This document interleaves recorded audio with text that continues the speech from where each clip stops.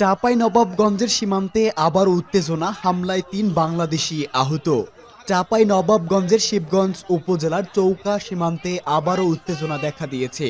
আজ দুপুরে উপজেলার বিনোদপুর ইউনিয়নের চৌকা ও কিশোরগঞ্জ বিজিবি সীমান্ত ফাঁড়ির মাঝামাঝি এলাকায় এই উত্তেজনা দেখা দেয়।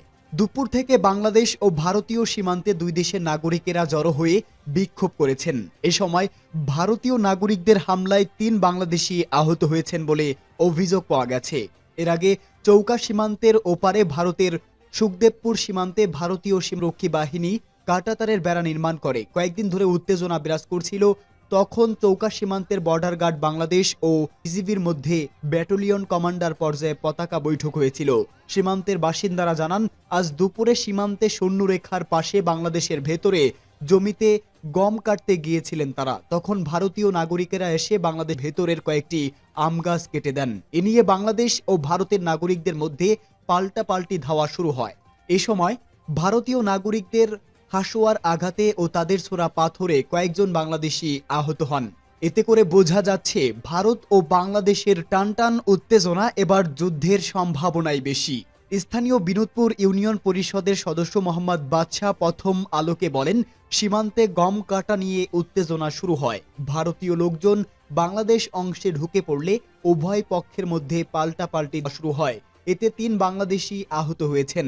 ভারতীয়দের হাসোয়ার আঘাতে আহত হয়েছেন বিনোদপুর ইউনিয়নের কালীগঞ্জ নামটোলা এলাকার যুবক মেজবাউল হক। তিনি বলেন, তিনি সহ মোট ৩ জন আহত হয়েছে। অন্য দুজনে বিশনপুর গ্রামের একজন ও অপর একজন আহত হয়েছেন। এ সময় বিজিবির ৫৯ ব্যাটালিয়নের অধিনায়ক লেফটেন্যান্ট কর্নেল গোলাম কিবরিয়া সীমান্তে অবস্থান করছেন বলে স্থানীয় লোকজন জানিয়েছে। এ ব্যাপারে কথা বলতে গেলে তার মুঠোফোন একাধিকবার ফোন করলেও তিনি ধরেননি। পরে বিকেলে এক ব্রিফিংয়ে লেফটেন্যান্ট কর্নেল গোলাম কিবরিয়া বলেন, চৌকা ও কিরণগঞ্জ ক্যাম্পের মাঝামাঝি সীমান্ত পিলার ১৭৭ বরাবর বাংলাদেশের ভেতরে কিছু আম গাছ ছিল। ওই আম গাছ কাটা নিয়ে ভারত নাগরিক ও বাংলাদেশি নাগরিকদের মধ্যে উত্তেজনাকর পরিস্থিতি তৈরি হয়। তখন শূন্যরেখা বরাবর দুই দেশের নাগরিকেরা দাঁড়িয়ে গেলে সঙ্গে সঙ্গে বিজিবির জনবল বাড়ানো হয় এবং তারা ঘটনায় চলে আসেন। পরে বিকেল ৪টা ১০ বিজিবি ও বিএসএফ এর কমান্ডার পর্যায়ে একটা পতাকা বৈঠক অনুষ্ঠিত হয়। সেখানে এই ঘটনা বিএসএফ এর পক্ষ থেকে দুঃখ প্রকাশ করার পাশাপাশি গাছ কাটার বিষয়ে তাদের পক্ষ থেকে ব্যবস্থা নেওয়ার কথা জানিয়েছে। বিজিবি কমান্ডার বলেন, এই ঘটনার সম্পূর্ণ বিচার না হওয়া পর্যন্ত তারা মাঠে আছেন। কেউ যাতে শূন্যরেখা অতিক্রম না করে এবং উত্তেজনা প্রশম করতে বিজিবির পাশে দেশপ্রেমিক জনগণও আছেন।